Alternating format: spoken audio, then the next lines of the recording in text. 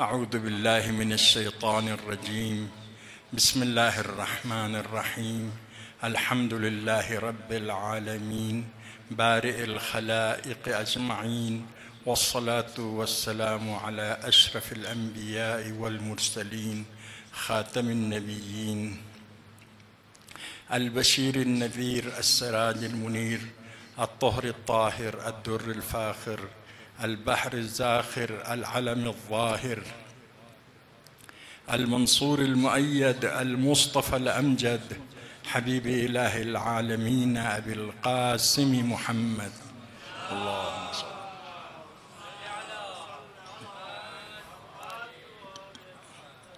وآله الطيبين الطاهرين المعصومين الذين أذهب الله عنهم الرجس وطهرهم تطهيرا. اللهم صل.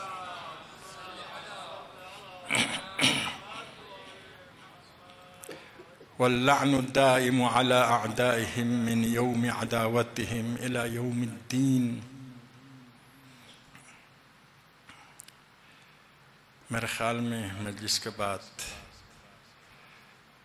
دستہ عزا شاید برآمد ہو رہی ہے، تو دعا کرتے ہیں ابھی. خدایا تیری عظمت کا واسطہ، محمد و آل محمد کا واسطہ، سید سجاد اور اسیران کربلا کی مظلومیت کا واسطہ، ہمیں راہ اہل بیت پر ثابت قدم رہنے کی توفیق عنایت فرما. ہمیں معرفت اہل بیت، شفاعت اہل بیت، دعائے اہل بیت ہمیں نصیب فرما. خدایا ہمیں دنیا کو مکتب اہل بیت، سیرت اہل بیت، تعالیم اہل بیت سے آگاہ کرنے کی اور اس کی طرف بلانے کی اور گامزن کرانے کی ہمیں توفیق عنایت فرما. خدایا ہماری تمام حاجات شرعیہ کو پورا فرما، ہمارے مشکلات کو آسان فرما، ہمارے ملک پر، مؤمنین پر، مسلمانوں پر رحم فرما. خدایا ہماری مساجد، امام بارگاہیں، دینی مراکز، علماء کرام، مراجع اعظام، خصوصاً رہبر معظم انقلاب اور آیت اللہ سیستانی اور دیگر مراجع اور دین کی خدمت کرنے والے، مؤمنین کی خدمت کرنے والے، ملک و وطن کی خدمت کرنے والے، انسانیت کی خدمت کرنے والے جہاں کہیں بھی ہو، خدایا ان کے مدد فرما، ان کی توفیقات میں اضافہ فرما. خدایا ہمیں اپنی اولاد کی صحیح تربیت کر کے اپنی اولاد تک پیغام اہل بیت کو پہنچا کر ان کو راہ اہل بیت پر گامزن کرنے کے لیے ہر ممکن اور ہر صحیح راستے کو اپنانے کے ہمیں توفیق عنایت فرما.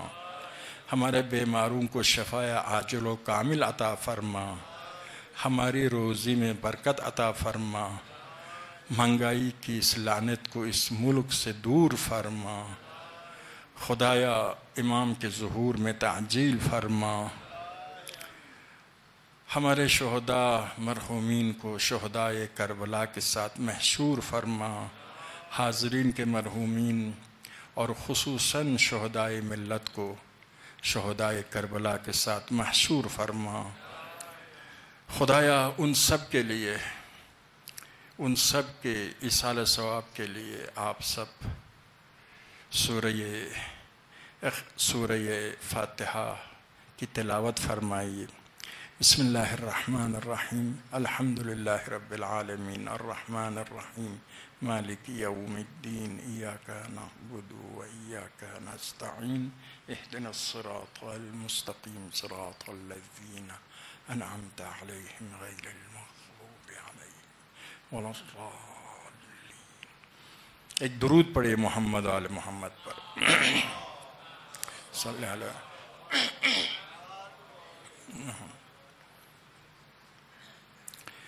مولا امام چارم کی شب شہادت ہے.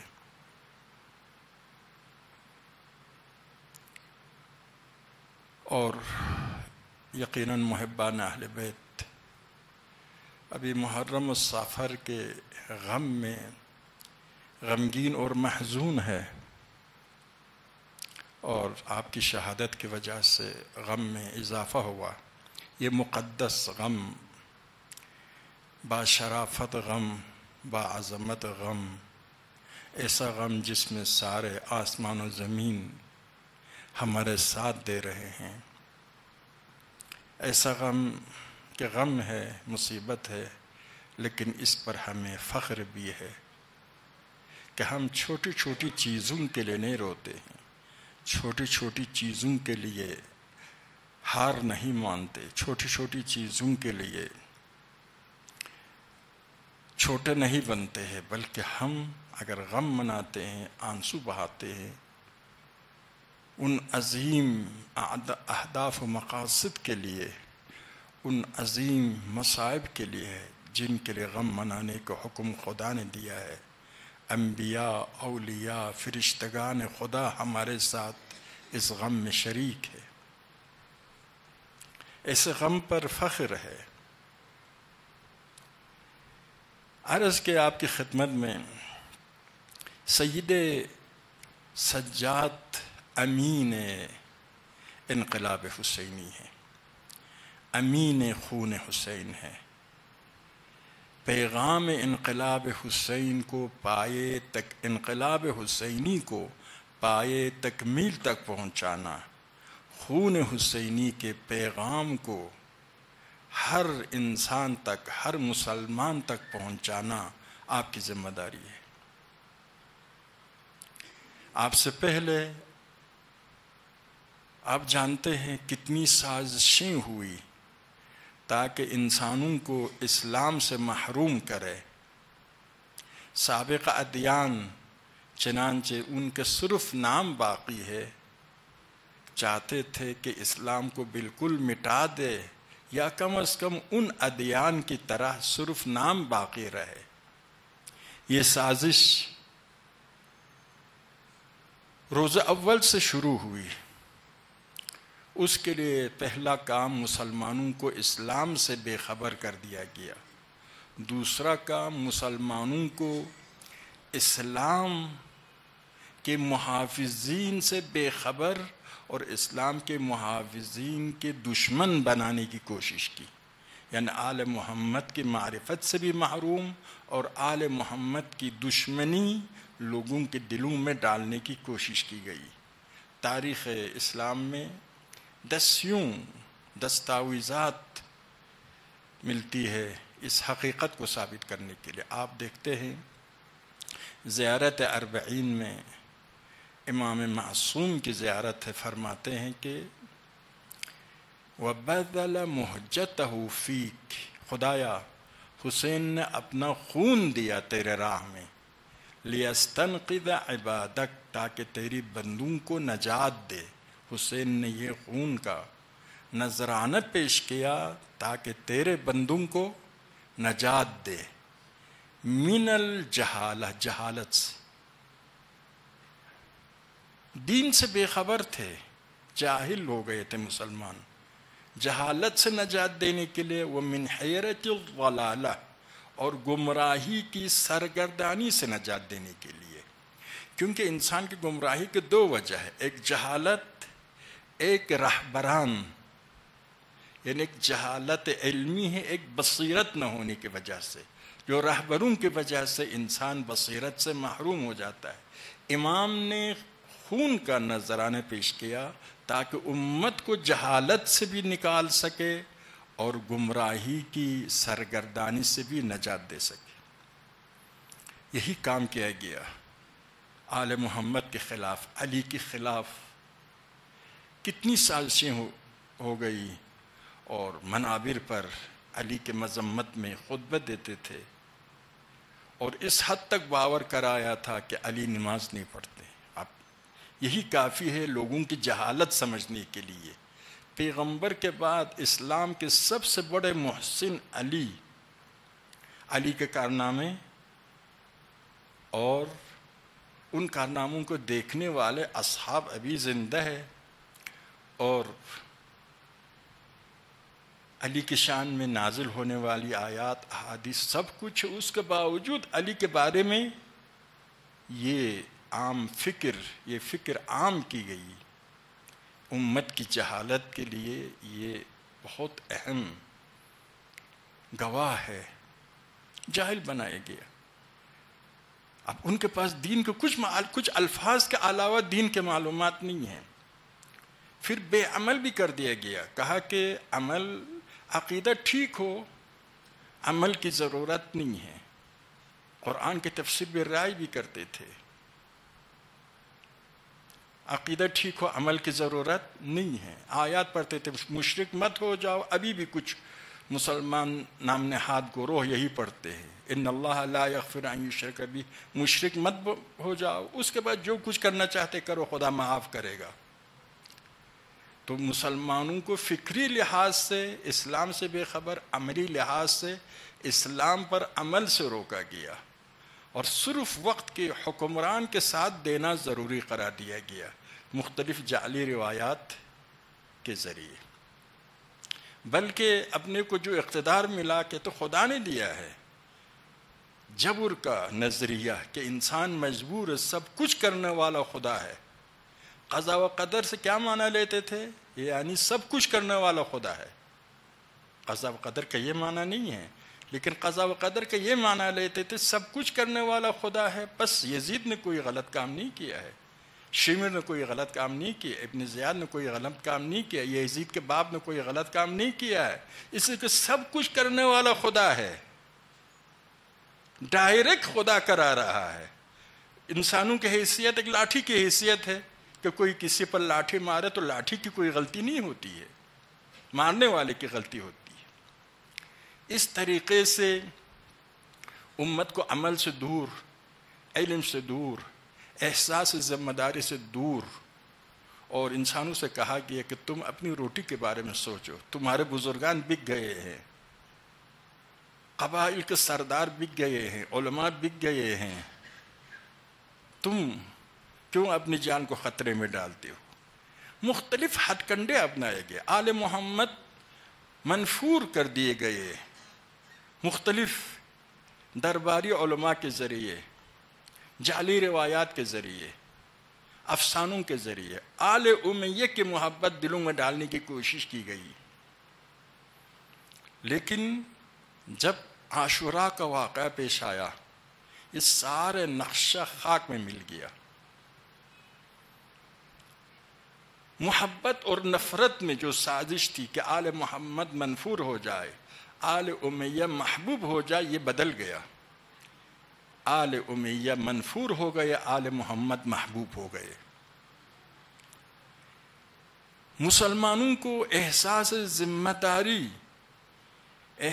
ذمہ داری مل گیا کہ مسلمانوں نے احساس کیا فرزند پیغمبر عیش و عشرت کی زندگی چھوڑ کر آ گئے ہیں، پورا کنبے کی قربانی دی ہے، ناموس رسالت کی قربانی دی ہے، کیونکہ دین خطرے میں تھا۔ ہم سو رہے تھے، ہم کس خواب غفلت میں تھے، احساس ذمہ داری مسلمانوں کو دیا۔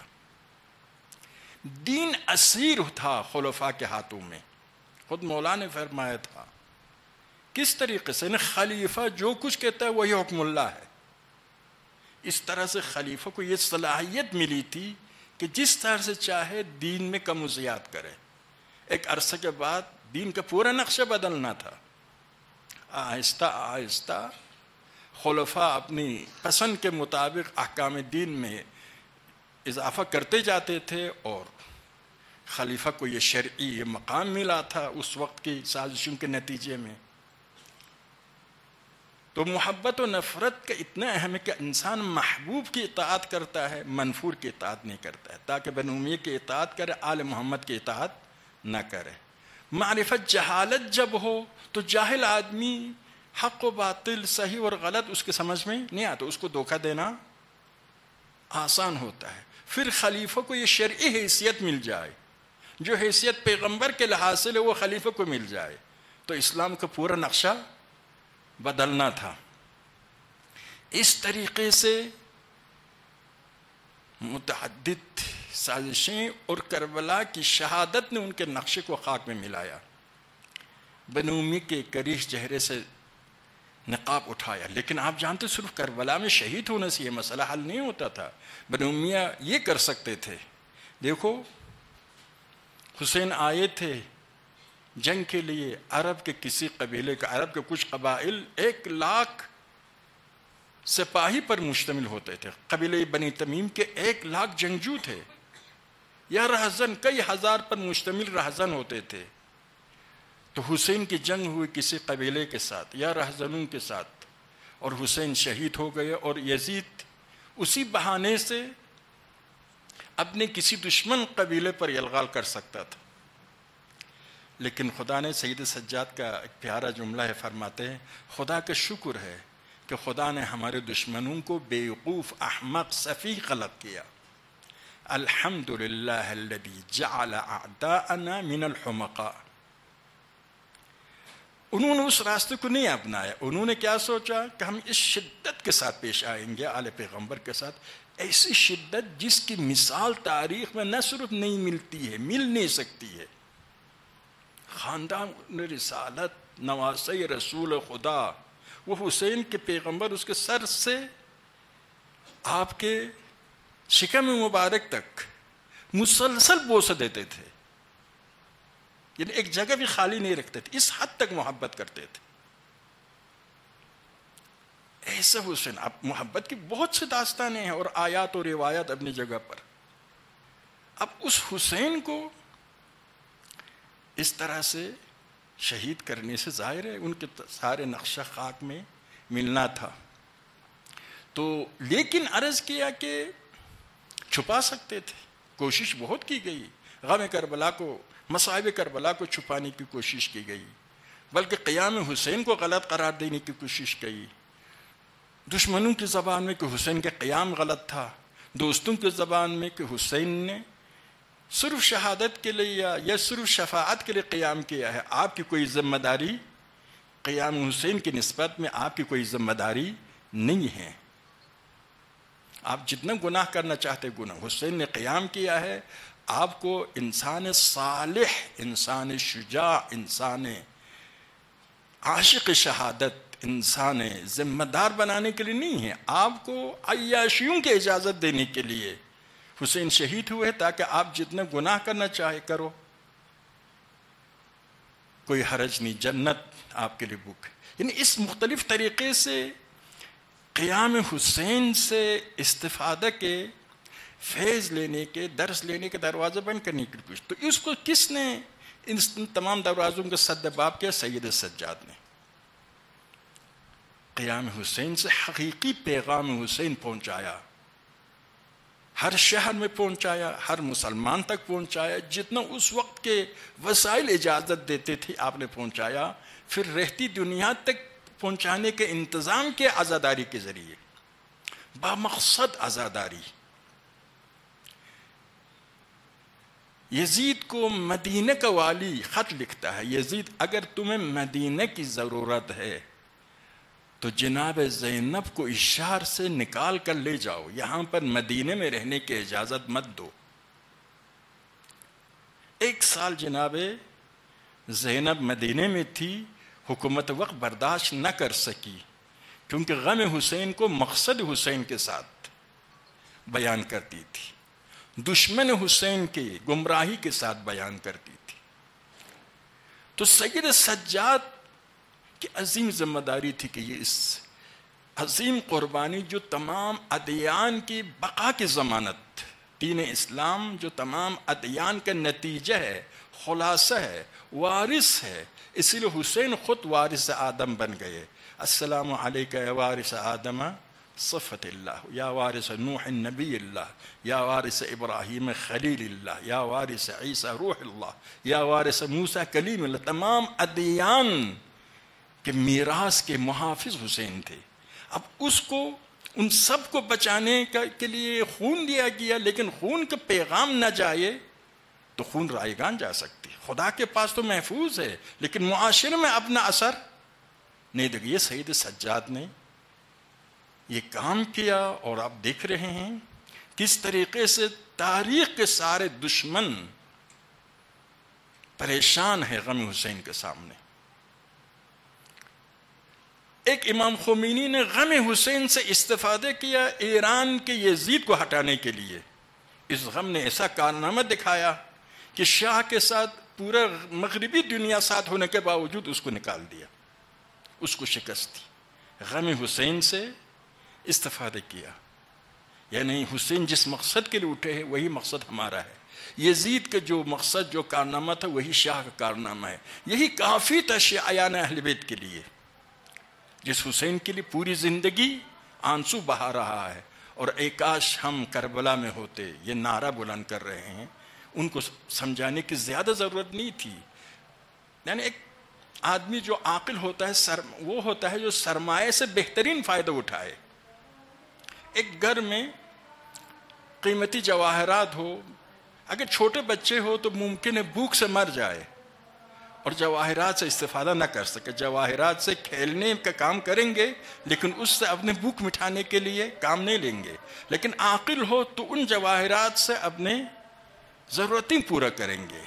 تو امام خمینی وہی عاقل انسان تھے جو جس سرمایہ کو حسین نے پیش کیا ہے شیعیان اہل بیت کے لیے, اہل حق کے لیے, انسانیت کے لیے, دین کے لیے, انبیاء کے لیے, پوری تاریخ کی نجات کے لیے, اس سرمایہ سے جب انہوں نے ایران میں استفادہ کیا کامیاب ہو گئے.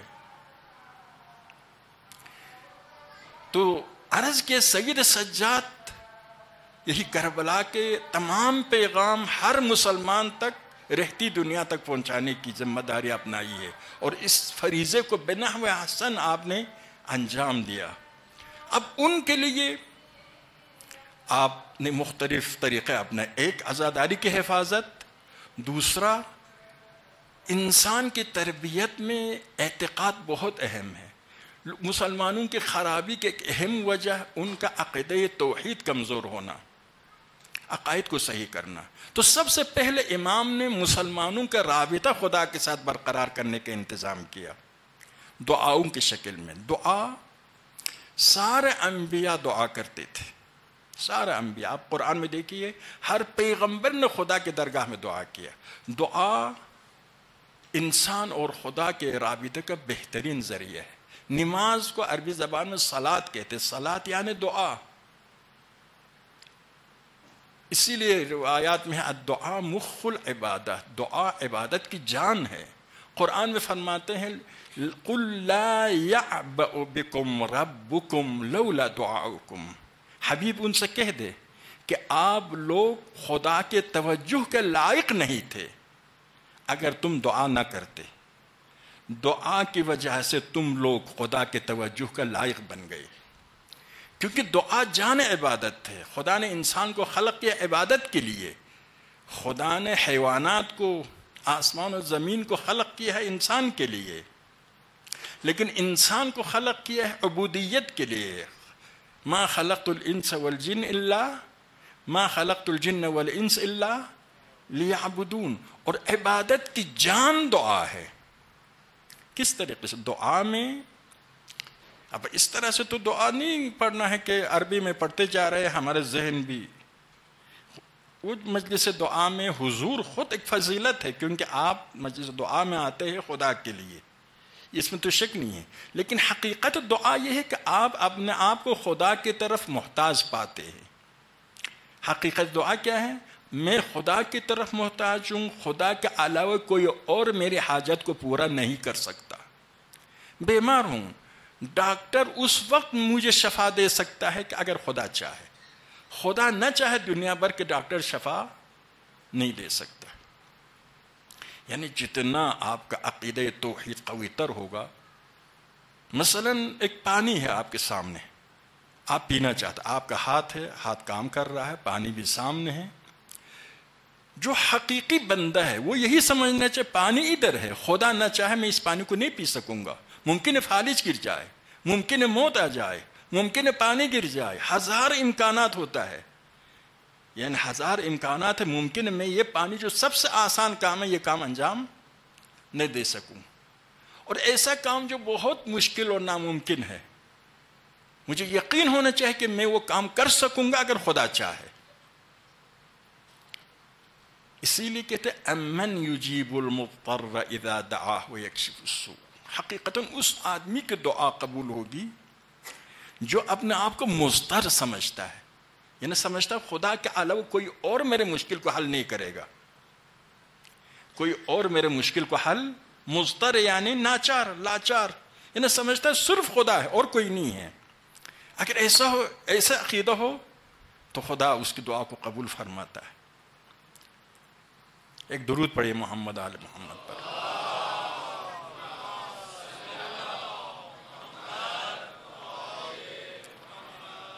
اس دعا کا فائدہ یہ ہے کہ ہم عام طور پر خدا کی طرف آداب کے تحت خدا کا نام لیتے ہیں، لیکن زیادہ یقین رکھتے ہیں آفیسر پر کہ وہ میرا نوکری دلائے گا. ڈاکٹر پر زیادہ یقین رکھتے ہیں وہ مجھے شفا دے گا. یعنی وسیلوں پر زیادہ یقین رکھتے ہیں. خدا جو وسیلوں کو وسیلہ بنانے والا ہے اس کو آداب کے طور پر اس کا نام لیتے ہیں. مسلمان معاشرہ ایسا ہے، در حالی کہ ان وسیلوں کو وسیلہ بنانے والا خدا نہ چاہے یہ وسیلہ جواب دیں گے. آپ جانتے ہیں آگ کا کام کیا ہے؟ جلانا ہے. حضرت ابراہیم آگ میں گئے، خدا نے آگ کو جلانے سے روک دیا، گلشن میں، گلستان میں تبدیل ہو گئی آگ. حجاج بن یوسف نے حضرت سعید ابن جبیر کو شہید کیا. 15 دن کے بعد ایسی سردی لگتی تھی، ایسی بیماری میں مبتلا ہو گئی جس میں سردی لگتی تھی.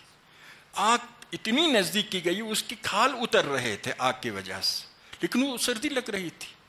دیکھو یہ وسیلہ ہے آگ گرم کرنے کا، گرمائش کا وسیلہ ہے، لیکن وسیلہ اپنا کام نہیں کر سکتا جب خدا نہ چاہے. آپ جانتے ہیں امیر شام کے بارے میں مشہور روایت ہے سارے مسلمانوں کے پاس ہے کہ پیغمبر نے بلا بھیجا، نہیں آیا، کہا کھانا کھا رہا ہے. دوبارہ بھیجا، کہا جواب ملا کھانا کھا رہا ہے. تیسرے دفعہ جواب ملا کھانا کھا رہا ہے. تو پیغمبر نے فرمایا خدا اسے کبھی سیر نہ کرے. اس کے بعد پوری زندگی میں امیر شام کبھی سیر نہیں ہوا، کبھی سیر نہیں ہوا. تو یہ ہے، یہ وسیلے، خدا عالم کو وسیلوں کے ذریعے چلاتا ہے. یہ سنت الہی ہے. ہر بیماری کے لیے کوئی دوائی ہے، ہر طلب کے لیے پورا کرنے والے ذریعہ موجود ہے. اس عالم میں ہر شے کے لیے کوئی ذریعہ موجود ہے. خدا نے اس نظام کو اس طرح سے خلق کیا کہ نظام خود کفیل ہو جائے. 99% دنیا میں واسطوں کے ذریعے کام چلتا ہے. ہاں بعض اوقات دیکھو بیماری کو شفا ملتی ہے، ڈاکٹر کے پاس جائیں گے، جڑی بوٹی سے استفادہ کریں گے، مختلف. لیکن بعض بیماریاں ایسی ہے کہ سارے ڈاکٹر جواب دیتے ہیں، وہاں پر ڈائریکٹ خدا اس کو شفا دیتا ہے. ڈائریکٹ خدا اس کو شفا دیتا ہے. ڈائریکٹ شفا دینے کی ڈائریکٹ خدا کرتا ہے، پیغمبر کرتا ہے، امام کرتا ہے. یہ بعض اوقات تقویت ایمان کے لیے ہے کہ دیکھو خدا، ریموٹ خدا کے ہاتھ میں ابھی بھی ہے. سارے وسیلے ہو، سارے وسیلے ناکارہ ہو جائے گا خدا نہ چاہے تو. کوئی وسیلہ نہ ہو تب بھی شفا دے گا جب خدا چاہتا ہے. لیکن 99% یہ ہے کہ آپ کو اسی سسٹم کے مطابق چلنا ہے. حتیٰ اگر ڈاکٹر بھی، آپ ڈاکٹر کے پاس جائیں گے، خدا اس کے ذہن میں ڈال دے گا آپ کے شفا کے راستے کو، سمجھ میں آئے گا آپ کی بیماری کا علاج کیا ہے. تو عرض یہ کر رہا تھا کہ دعا میں جب آپ دعا کرتے ہیں یا وسیلوں کو کارآمد بناتا ہے، ڈاکٹر کے سمجھ میں آتا ہے، جڑی بوٹی میں اثر پیدا ہوتا ہے، یا اگر سارے وسیلے ناکارآمد ہے، سب نے جواب دیا، خدا ڈائریکٹ کن فیکون انسان کی حاجت کو پورا کرتا ہے. لیکن دعا کی اہمیت دین میں یہ ہے. خدا اس طریقے سے، یعنی بندے مومن سے ہی کہتے تم صرف میری طرف اپنے آپ کو محتاج سمجھو، کسی اور کی طرف محتاج نہیں ہے. یہ ٹھیک ہے جب ایک مولا کی خدمت میں کسی نے کہا، کسی اور کے لیے دعا کی، خدا تمہیں کسی کی طرف محتاج نہ بنائے، تو مولا نے فرمایا تم نے اس کے لیے موت کی دعا مانگی ہے. عرض کے مولا کیسے؟ فرمایا اس دنیا میں ہر ایک دوسرے کی طرف محتاج ہوتا ہے، سسٹم ایسا ہے، ایک دوسرے کے لیے کام کرتے. دیکھیے آپ ایک روٹی کھانا چاہے، گاؤں سے لے کر یہاں تک کتنے لوگوں نے کام کیا ہے. تم دعا کرو خدا تمہیں کسی برا آدمی کی طرف محتاج نہ بنائے، نااہل کی طرف محتاج بن، ورنہ نظام سسٹم الہی یہی ہے. لیکن خدا نے فرمایا تم دعا کر، کیونکہ یہ سب کے سب وسیلے ہیں، ان کو وسیلہ میں نے بنایا ہے، میں نہ چاہوں یہ وسیلہ کوئی اثر نہیں دکھا سکتا ہے، یہ اپنی جگہ پر.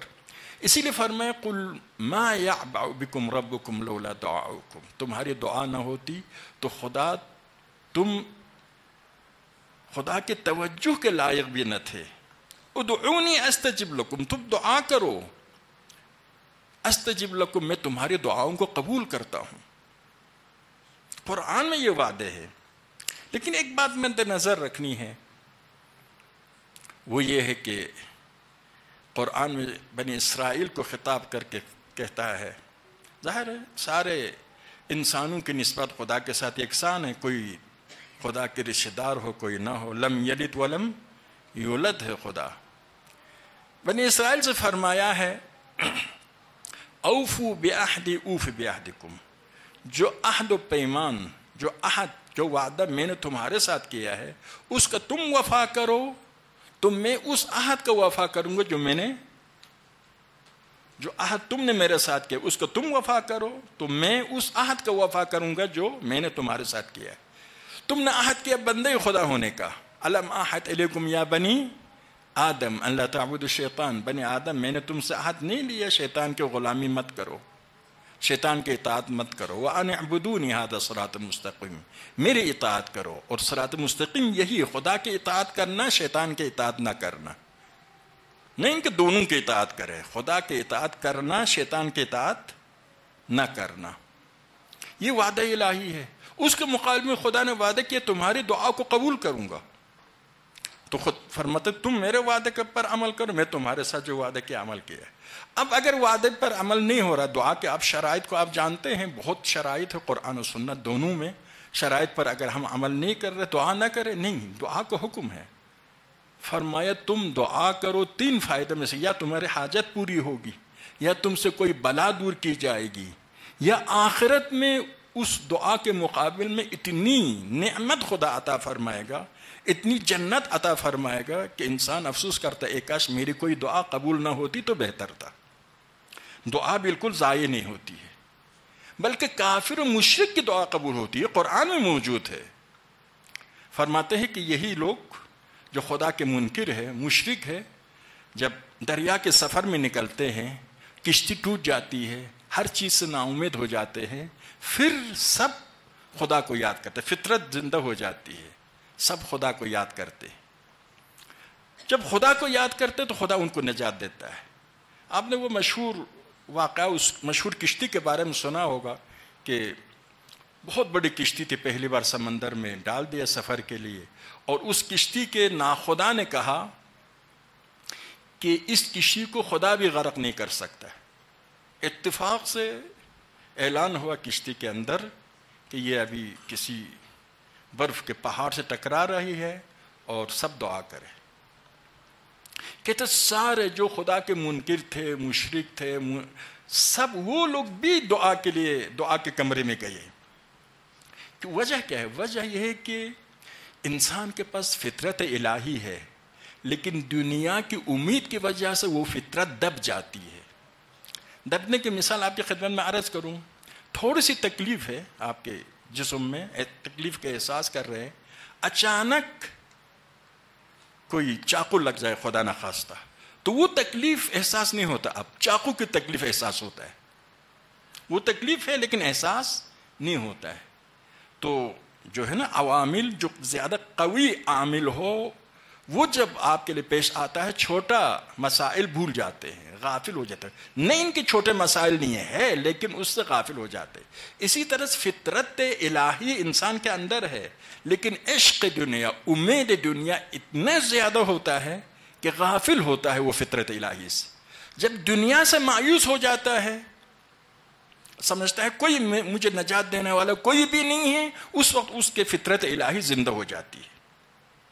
خاکستر کے نیچے جو آگ ہوتی ہے، جب خاکستر ہٹ جائے تو وہ سامنے آ جاتی، اسی طرح سے زندہ ہو جاتی ہے۔ تو دعا، تم دعا کرو تمہاری دعا قبول کروں۔ مولا کے مشہور حدیث سے آپ نے یقیناً پڑھا ہے، سنا ہے کہ فرمایا کہ اس وجہ سے دعا قبول نہیں ہوتی، تم نے 8 خیانتیں کی ہے۔ کتاب خدا پر عمل کی دعویٰ کرتے ہو، کتاب خدا کو ماننے کے دعویٰ کرتے ہو، عمل نہیں کرتے ہو۔ سنت رسول ماننے کے دعویٰ کرتے ہو، عمل نہیں کرتے ہو۔ امر معروف کی دعویٰ کرتے ہو، عمل نہیں کرتے ہو۔ نہی از منکر کی دعویٰ کرتے ہو، عمل نہیں کرتے ہو۔ جنت کے خواہان ہونے کے دعویٰ کرتے ہو، ہر وہ کام کرتے ہو جو تمہیں جنت سے دور کرے۔ جہنم سے دوری کے دعویٰ کرتے ہو اور ہر وہ کام کرتے ہو جو تمہیں جہنم سے نزدیک کرے۔ لوگوں کے گناہوں پر، غلطیوں پر کڑی نگاہ رکھتے ہو، اپنی غلطیوں کو بھول جاتے ہو۔ اتنی خیانتیں تمہارے اندر ہے تو تمہاری دعا کیسے قبول ہو سکتی؟ بس ایک نقطہ یہ ہے کہ دعا کرنا ہے، دعا کا حکم ہے، امید قبولیت دعا ہے، لیکن شرائط پوری ہے تو یقیناً دعا قبول ہوگی، پوری نہ ہو تو امید قبولی دعا ہے اور کوئی بھی دعا ضائع نہیں ہوگی۔ اصل دعا خود مقصد ہے۔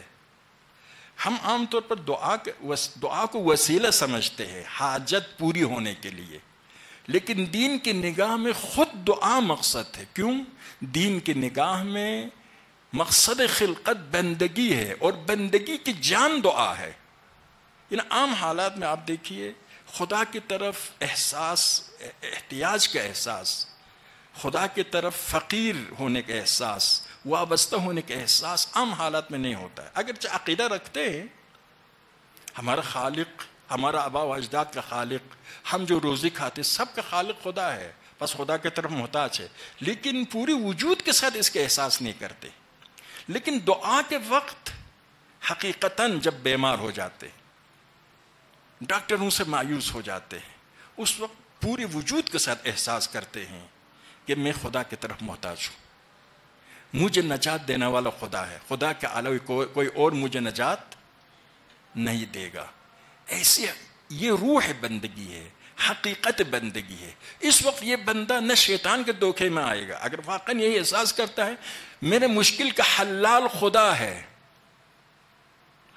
تو اس وقت یہ بندہ کبھی یہ روح بندگی مقصد خلقت تک پہنچ جاتا ہے دعا کے ذریعے۔ اب وقت بھی کافی آیا، آپ جانتے ہیں کہ دعا خود درسگاہ ہے مکتب اہل بیت میں، روح بندگی تک پہنچانے کے علاوہ عشق خدا تک پہنچاتا ہے، درسگاہ معارف الدین ہے، معرفت خدا، معرفت پیغمبر، معرفت امام، معرفت قیامت، معرفت اسلام۔ آپ دیکھیے صحیفہ سجادیہ میں 54 دعا ہے امام کے، باقی دعائیں تو 180 تک دعائیں ہیں۔ کل دین کی معرفت دعا کے ذریعے ہو سکتی ہے۔ علماء فرماتے قرآن نازل وہی قرآن ہے جو خدا نے پیغمبر پر نازل کیا، دعا قرآن صاعد ہے، دعا وہ قرآن ہے جو اہل بیت کی طرف سے خدا کی طرف جاتا ہے، معارف اہل بیت کا سمندر ہے دعا، اس کے ذریعے آپ دین کی معرفت حاصل کر سکتے۔ یعنی انسان جب خدا کی طرف محتاج ہوتا ہے، حکم ہے خدا کی صفات بیان کرو۔ آپ دعاؤں میں دیکھیں اہل بیت کے دعاؤں میں خدا کی صفات بیان ہوتا ہے، خدا کی معرفت ہوتی ہے، جس کی طرف محتاج ہے اس کی محبت آ جاتی ہے۔ جب خدا سے وابستگی کا احساس ہوتا ہے تو کمزوری کا احساس نہیں کرتا ہے، خدا کی طرف محتاج غیر خدا سے بے نیازی کا احساس ہوتا ہے، تکبر ختم ہوتا ہے، عزت نفس کا مالک بن جاتا ہے۔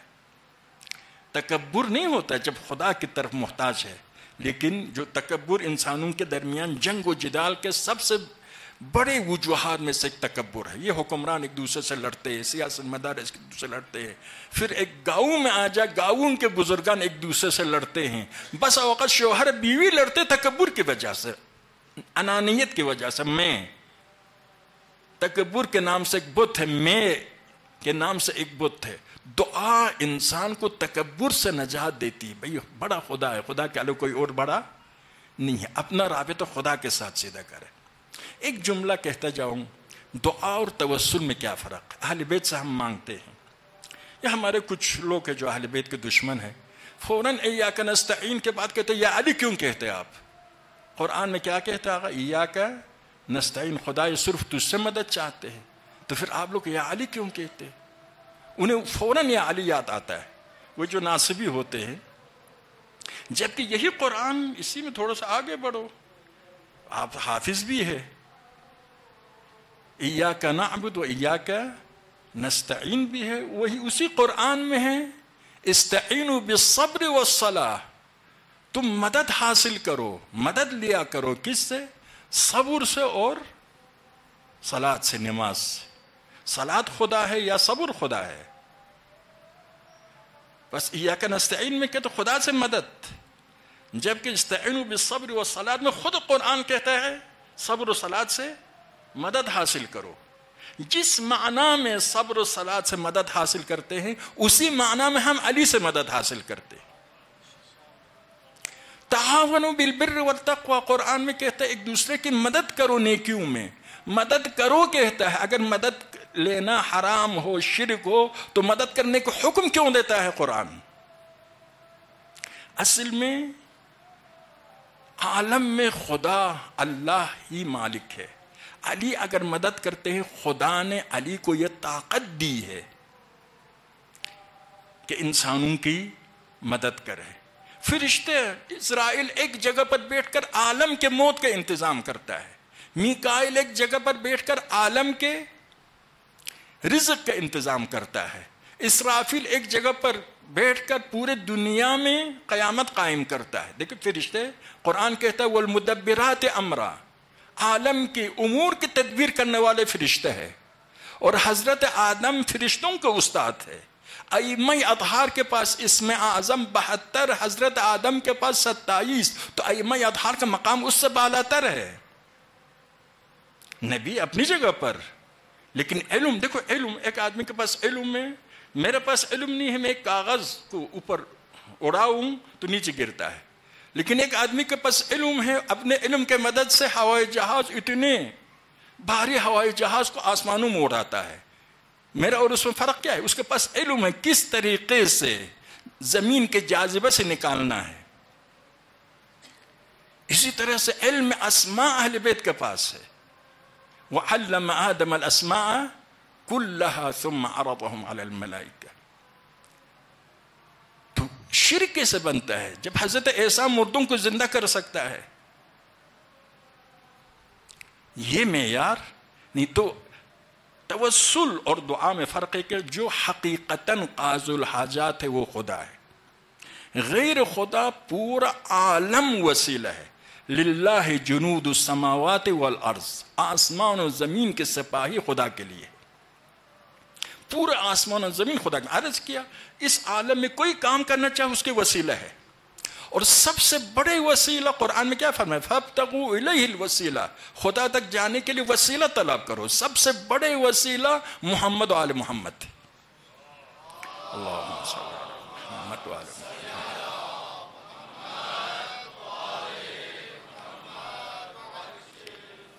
اگر پیغمبر خدا، علی مرتضیٰ، ائمہ اطہار، فرشتگان خدا اگر ہمارے حاجات کو پورا کرتے ہیں، اس لیے کہ خدا نے ان کو یہ طاقت دی ہے، ان کو خدا نے وسیلہ بنایا ہے.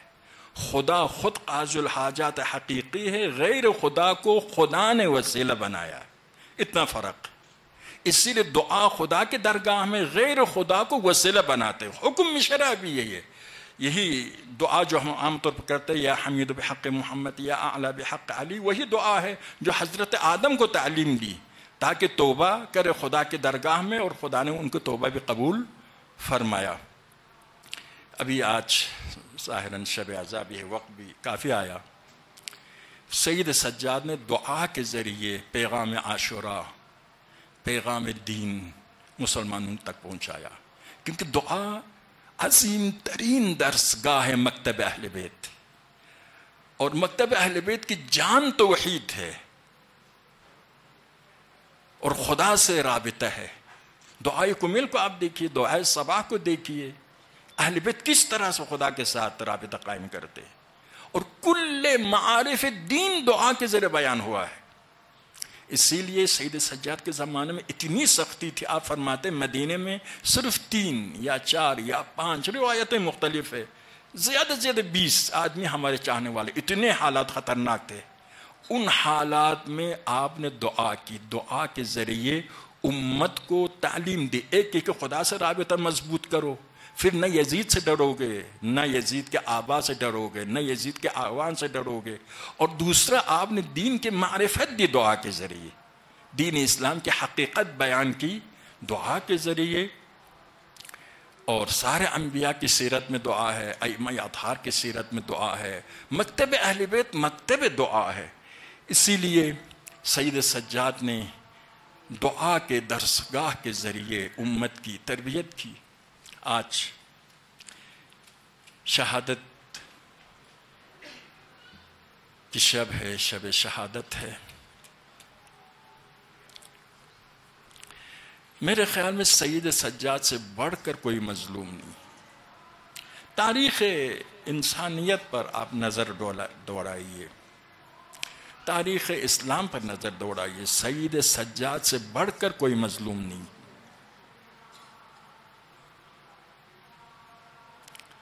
آپ دیکھیے آپ کی بیماری کی یہ حالت،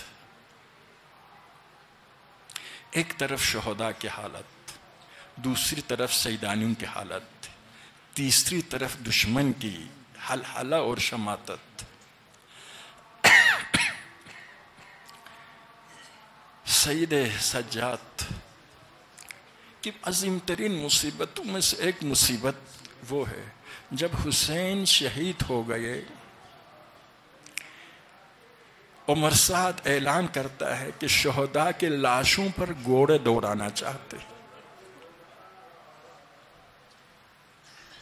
گھوڑے شہید ہو گئے ہیں نا، میں اہل دنیا کی نگاہ سے کہتا ہوں، شہید ہو گئے۔ جب شہید ہو گئے تکلیف تو نہیں ہوگی، لیکن تذلیل کرنا مد نظر ہے، گھوڑے دوڑانا۔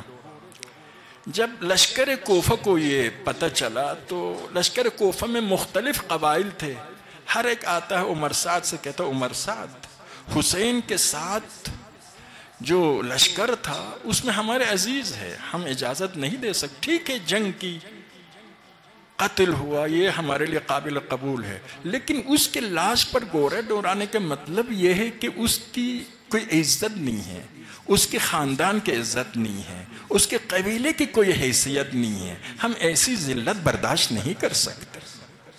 عمر سعد مجبور ہو گیا، اجازت دی، جس شہید کا قبیلہ اس کے لاش اٹھانا چاہے لے جائے۔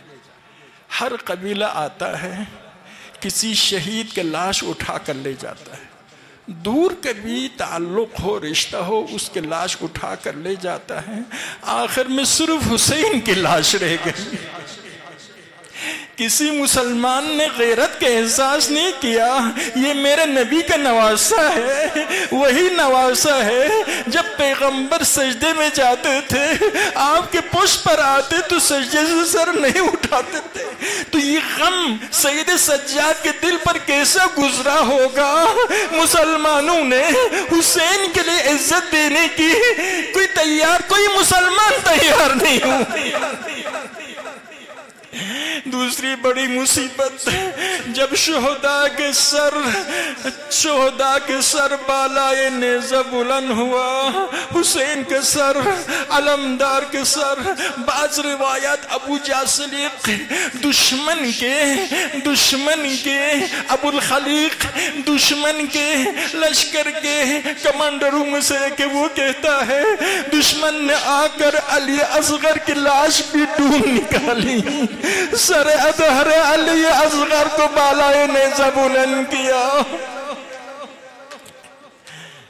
یہ مصیبت سید سجاد نے دیکھی، کسی اور نے نہیں دیکھی ہے۔ امام جعفر صادق کی دولت سرا میں آگ لگا دی گئی۔